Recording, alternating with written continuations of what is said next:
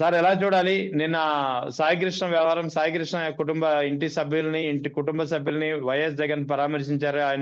ఆమె ఇంటికి వెళ్లి పరామర్శించిన తర్వాతే పోలీస్ యంత్రాంగంలో చలనం వచ్చింది. కూటమి ప్రభుత్వం ఉలిక్కిపడినట్టుగా భావించవచ్చా?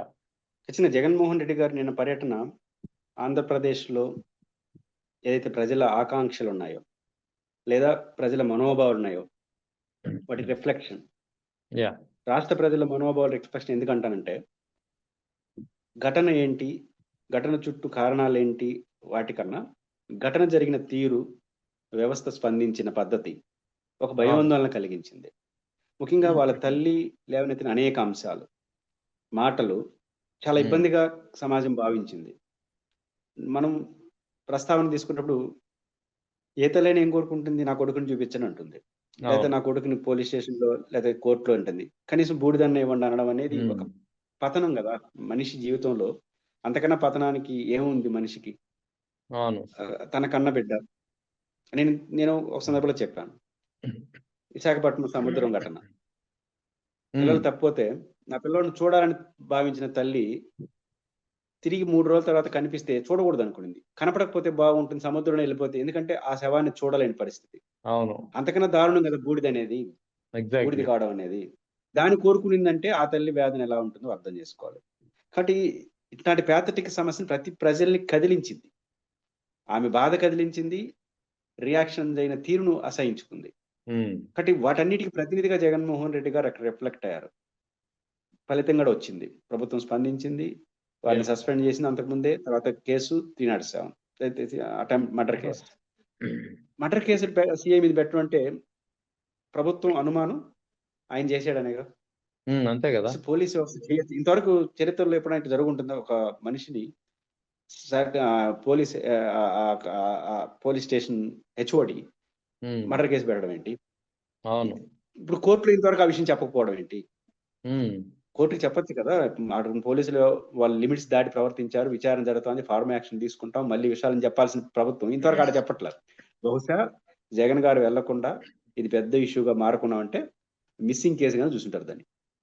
పోలీసులకు సంబంధించిన కేసు కాదు, మిస్సింగ్ కేసుగా మార్చేస్తుంటారు. ఇది చాలా ప్రమాదం కదా.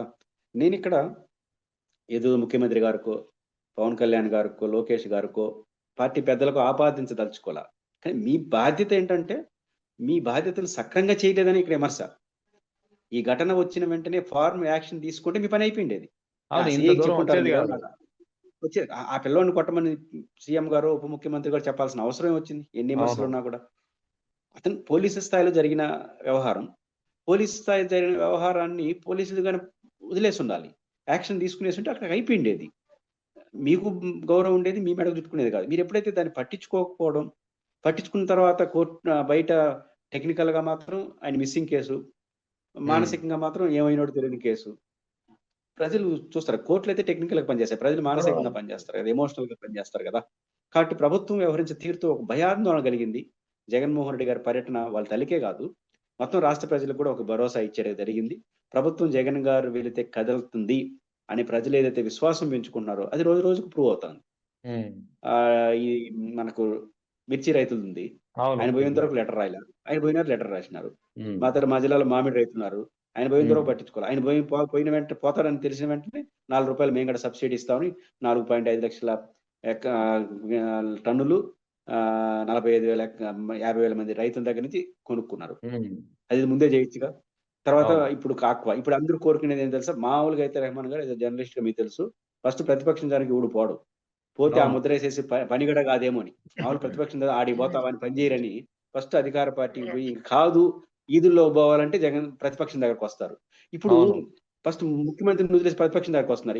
ఈయన దగ్గర పోతే స్పందిస్తే ప్రభుత్వం స్పందిస్తుంది అనే వాతావరణాన్ని తీసుకొచ్చారు. ఎగ్జాక్ట్లీ. అమరావతి రైతులు కానీ, డిఎస్సి బాధితులు కానీ, ఆక్వా రైతులు కానీ అన్ని సంఘటనలు. ఇది జగన్ గారి క్రెడిబిలిటీ, ప్రభుత్వం యొక్క వైఫల్యం రెండు కనిపిస్తోంది. ఏదైనప్పటికీ కూడా నిన్న ఘటన చూసినప్పుడు జగన్ గారు పోయి మంచి పని చేశారు. ఆయన రాజకీయం నివేదించేవారు కూడా, ఆయన పోవడం వల్ల ప్రెజర్ పెరిగి ఈ సమస్యకు ఒక ముగింపు ఎక్కడో ఒకసారి చెక్ పెట్టడానికి ఉపయోగపడిందని అనుకోవాలి.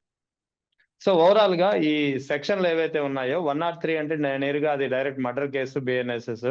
ఇంకా ఇతర సెక్షన్ 238 కానీ సెక్షన్ 127 క్లాస్ 4 కానీ క్లాస్ 6 కానీ ఈ సెక్షన్లో అయితే ఆధారాలు చెరిపేసేందుకు ప్రయత్నించినటువంటి కేసులు. అంటే ఇక్కడ సిఏ నాగరాజు విషయంలో గాది సాయికృష్ణ విషయంలో ఏవైతే ఆరోపణలు విమర్శలు వస్తున్నాయో వాటిని పోలీస్ యంత్రాంగం ఉన్నతాధికారులు దాదాపుగా అంగీకరించినట్టేనా?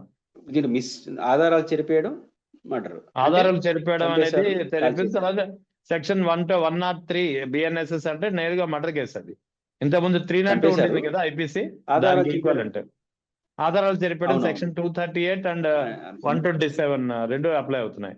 చంపేశారు, ఆధారాలు చెరిపేసిన అర్థం ఏంటి? కాల్ చేసినారు, అంతే కదా. అదే ఏదైతే ప్రజలు అనుకుంటున్నారో అలాగే అనిపిస్తుంది. ఇంకేం ఆధారాలు ఉంటాయి లేకపోతే మనకు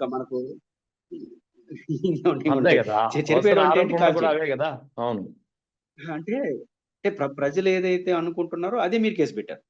అదే కదా, సరిపోయింది కదా. అవును, ఇప్పుడు ఏదైతే మీరు పెట్టారో సరిపోయి. మీకు ఒక్కసారి విజయవాడ పాత దానికి పోండి. నేను పోలిక చేయడం నా ఉద్దేశం, ప్రజలు పోల్చుకుంటారు. జత్వాని విషయంలో అలిగేషన్ హరాస్మెంటేగా, హరాస్మెంట్. అవును, ఏం జరిగిందనేది తర్వాత వైసీపీ వాళ్ళు చెప్తారు, పోలీసులు కూడా చెప్తారు. నేను దాని జోలికి వెళ్ళను. ఒక మహిళ పట్ల హరాస్మెంట్ జరిగింది, ఉన్నతాధికారులు కూడా దాంట్లో భాగస్వాములు అయినారు. ఎంతమంది సస్పెండ్ చేశారు? ఐపీఎస్లు, డిఐజీ క్యాడర్ కూడా సస్పెండ్ చేసి పారేసినారు. అవునండి, జత్వాని కేసులో. సరే, కోర్టులు ఏంచో తేల్చలేదు, మన దాని జోలికి వెళ్ళదలుచుకోలేదు. ఇక్కడ ఇంత దారుణమైన మీరు అట్లాంటి యాక్షన్లు ఎందుకు పోలేదు? ఇప్పుడు పోయినా అదే విజయవాడలో ప్రభుత్వం పోల్చుకుంటుంది. ఒక రాజకీయ ప్రాధాన్యత గారి కేసులో అట్ల ప్రాధాన్యత ఇచ్చి దీంట్లో ఎట్లా ప్రాధాన్యత ఇస్తే ఏమిటి? కాబట్టి ఖచ్చితంగా ప్రభుత్వం ఒక సీరియస్, ఇక్కడ నాకు ఇప్పుడు ఇక్కడ అర్థం కాలేదంటే, రెహమాన్ గారు, మీ పార్టీ వాడు, మీ పార్టీ లీడర్లు ఇన్వాల్వ్ అయ్యి ఉంటే కొంత రిస్క్ తీసుకున్నారంటే కొంత అర్థం చేసుకోవచ్చు. ఏంటి, వాళ్ళ పార్టీ కదా అనుకోవచ్చు. ఏమీ సంబంధం లేదు, అసలు ఏ మీ వాడని లేదు, మీ పార్టీ వాళ్ళు లేరు. ఎందుకంటే తాత్సారం ఇంత నిర్లిప్తత ఎందుకు వ్యవస్థలో? ఇది కదా మీకు మేడం చుట్టుకుంది. ఇప్పుడు ఒక తెలుగుదేశం పార్టీ నాయకుడు బంధువో లేకపోతే తెలుగుదేశం పార్టీకి ఫాలోవరో అని సిఐ ఉండింది అనుకోండి, ఏమో వీళ్ళు ఫేవర్గా ఉన్నారు అనుకోవచ్చు. ఆరోపణలు కూడా లేవు. అంటే ప్రభుత్వం ఎక్కడో చేష్టలు ఉడిగిపోయిందా వ్యవస్థాగతంగా అని నాకు అనిపిస్తుంది. శాస్త్రం ఉడిగిపోయింది అంటారు కదా, అంటే అన్ని వ్యవస్థ, అంటే ఏ పని ఆపేసి ప్రతిపక్ష నాయకులు తిట్టుకుంటా ఉండడం, మళ్ళీ 24లో జగన్ రావడం, 29లో జగన్ ఇట్లాంటి కథలకే సరిపోతున్నా మన వ్యవస్థ అంతా. దీనికే ఈ రకాల రెడ్ బుక్ అంటారు, ఇది పడిపోయి యావలో పడిపోయి మీరు చేయాల్సిన రోజువారీ పనులు పర్ఫెక్ట్ గా చేయకపోవడం వల్ల ఏకబీకిన ఇది ప్రభుత్వాన్ని మెడదుట్టుకునేసింది. ఇప్పుడు ఎన్ని మాట్లాడి మాత్రం లాభం ఉంది? ఎన్ని చేసి మాత్రం లాభం? పవన్ కళ్యాణ్ 36 రోజుల తర్వాత ఆయన మాట్లాడడం ఎందుకు, మళ్ళీ చేయడం ఎందుకు? అది మొదటే జరుగుంటే ఫోన్లో మాడుకోండొచ్చుగా, నేరుగా మనిషి రావాల్సిన అవసరం లేదు కదా. కాబట్టి దాన్ని పెద్ద చివరకు గాలివాన్లాగా తయారైంది.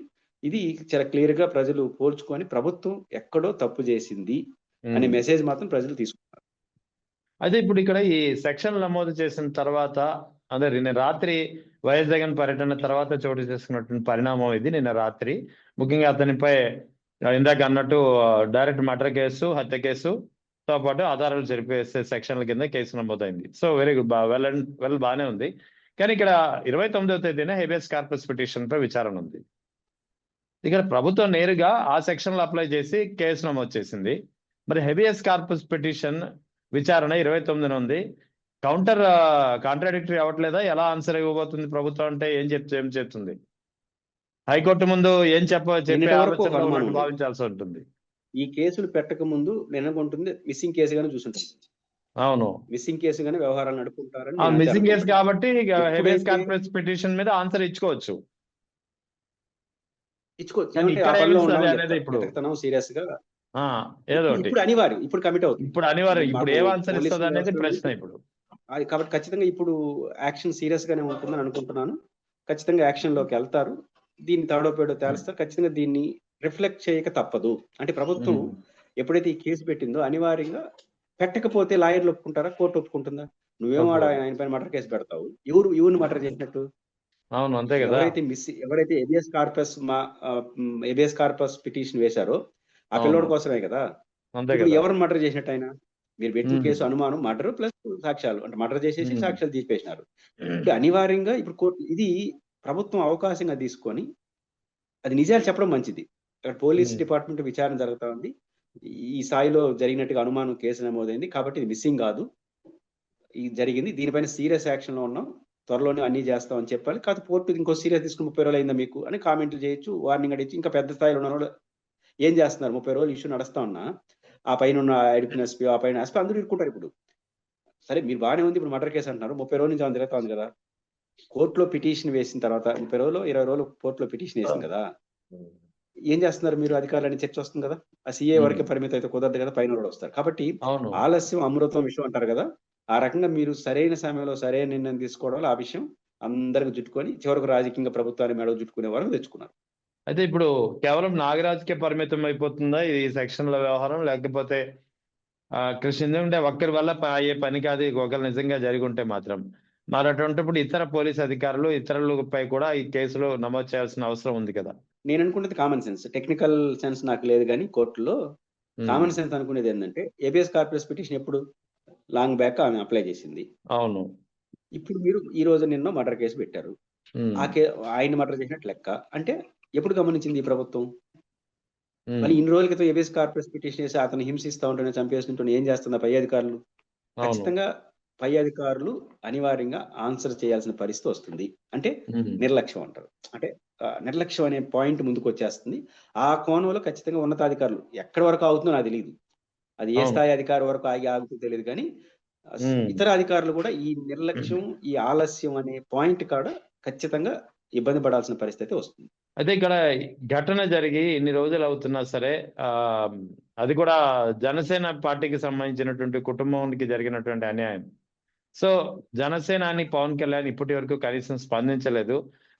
హోంమంత్రి అనితపై గుడివాడ అమర్నాథ్ చేసిన వ్యాఖ్యలపై అయితే ఆయన స్పందించారు గానీ, కనీసం ఈ ఘటనపై అయితే పవన్ కళ్యాణ్ నుంచి ఒక్క రియాక్షన్ అయితే రాలేదు. అదే కదా! సమస్య ఏందంటే వారు 2 కోణాల్లో స్పందించాల్సొస్తుంది. ఒకటి రాజకీయ కోణం, ఒకటి నైతిక కోణం. అవును. నైతిక కోణాన్ని సమాజం ప్రశ్నిస్తుంది. నైతిక కోణం యాహ్! ఏంటి? ఒక దారుణమైన ఘటన. కులం హ్మ్. పక్కన పెడదాం. జనసేన అవును. పక్కన పెడదాం. దారుణమైన హ్మ్. ఘటన గదా! ఒక తల్లొచ్చి నాకు బూడిదియ్యండి అని అంతే అడగడం. గదా! అంతకన్నా ఎంతకన్నా దారుణమైన పరిస్థితి ఏ తల్లికి ఈ పరిస్థితి సమాజంలో ఎక్కడా వస్తుంది? ఉండదు. ఎక్కడా వస్తుంది. ఉండకూడదు గూడా. ఎక్కడ ఉండదు. రెండో పాయింట్ ఏంటి? నెల రోజుల తర్వాత అడ్డముడు కట్టర్ కేసు పెట్టడం. హ్మ్. సాక్ష్యాలు చెడిపేసి కేసు పెట్టడం. హ్మ్. తర్వాత అతని క్యారెక్టర్ పైన అటాక్ చేయడం. హ్మ్. మళ్ళీ ఇప్పుడు పోలీసులు చేసే పనికిమాలిన పనుల వల్లే ప్రభుత్వానికి నష్టం అవుతుంది. అంటే రోజుకొకరు మాట్లాడుకుంటూ ఉంటా ఉంటే యాస్ ఎ డిప్యూటీ సీఎం కాదు. హ్మ్. ఒక పార్టీ అధ్యక్షుడు. అది హ్మ్. ప్రధానం. డిప్యూటీ సీఎం అనేది ఇక్కడ ప్రధానం అవును. కాదు. ఒక పార్టీ అధ్యక్షుడు, ప్రధాన పార్టీ అధ్యక్షుడు, భాగస్వామి పొలిటికల్ కూటమి. యాహ్! ఒకటి నైతిక బాధ్యత వారు స్పందించాలి. ఆ స్పందన లేదు. ఇది మొదటి అంశం. ఎక్స్‌లోనో హ్మ్. దేంట్లోనో స్పందించుండొచ్చు కదా! అవును. కానీ ఎక్కడో చోట.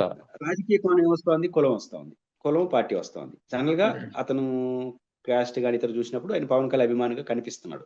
దాంట్లో డౌట్ ఏం లేదు.